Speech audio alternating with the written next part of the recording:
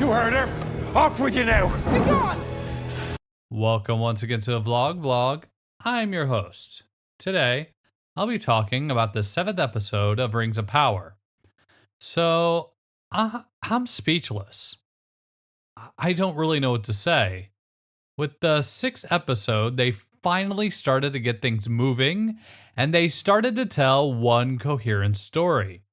So instead of building on that, they decided to forget everything that they learned and gave us the slowest, most dreadful episode in the series. I understand what they were trying to do.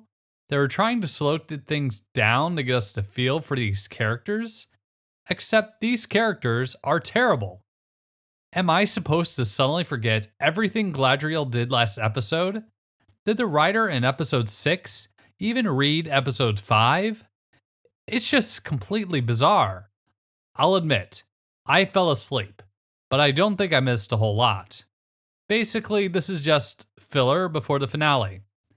In this episode, they basically just mope around and talk about stuff. They don't really do anything, and I really don't see how they're going to give us any sort of meaningful conclusion. So that was the spoiler-free section of the review. Let's talk about what happened. Blonde Lady isn't dead, unfortunately. Everyone around her died, I guess, but she's totally fine. She finds Spock's son, who is in shock and mad about what happened. He then goes on about how he's going to kill all the vampire kids. Blonde Lady then pretends that she didn't just talk about committing genocide just a few minutes ago.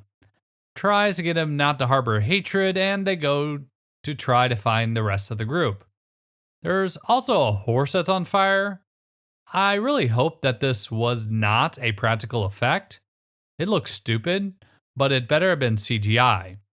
So the queen survived, and the elf lover's son kid died, I guess? The elf lover guy hates elves now. I guess I'm supposed to feel bad for him since he lost his son, but this show just sucks, and I don't even remember the kid's name. The queen has lost her sight from the smoke.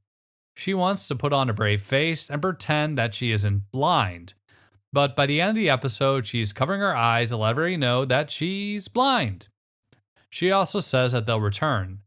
They're basically just moping and talking. There's also this one horse that they decided to release because he rears a couple of times. They say that the horse isn't listening to anyone, but it's clear that he's just spooked. He's still letting them lead him. His ears are back, but he's not striking or anything. So they release the horse into the wild, which is probably for the best. I wouldn't want to be in this show either. In the next story, we got the hobbits. So they reach wherever it is they're going. It's probably the Shire, and they see that it's been devastated by a fire. Sauron tries to heal a tree, but it goes wrong when a branch falls down and almost kills a kid.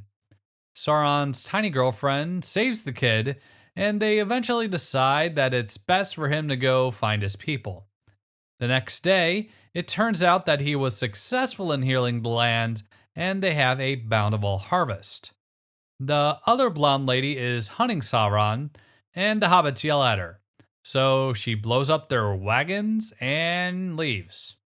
Which makes them hobbits and not Harfoots now, I guess. The hobbits gather a party to warn Sauron about the other evil blonde lady. The third story wasn't particularly great either. Durin, Disa, and Elrond couldn't save it. Basically, Durin and Elrond go into Durin's dad to save the elves with the special rock. Dad says no, so Durin checks it out anyway and finds all the special rocks that they need. Dad finds out, kicks out the elf. Durin complains to his dad, and he gets disinherited. They also have a demon or something that's protecting the rocks that they don't know about.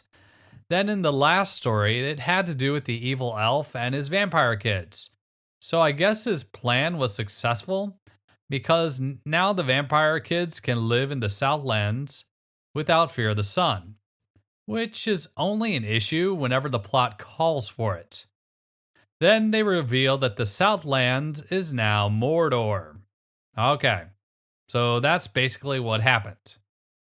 I've been trying my best to be fair and have an open mind, but I don't know what they're doing here. It's like the showrunners have never done this before. The rest of the series looks pretty good, but I can't even say that about episode 7. It's just boring, drab, and pointless.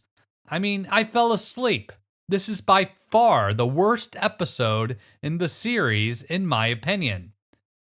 We're almost done, and I guess I might as well watch the last episode.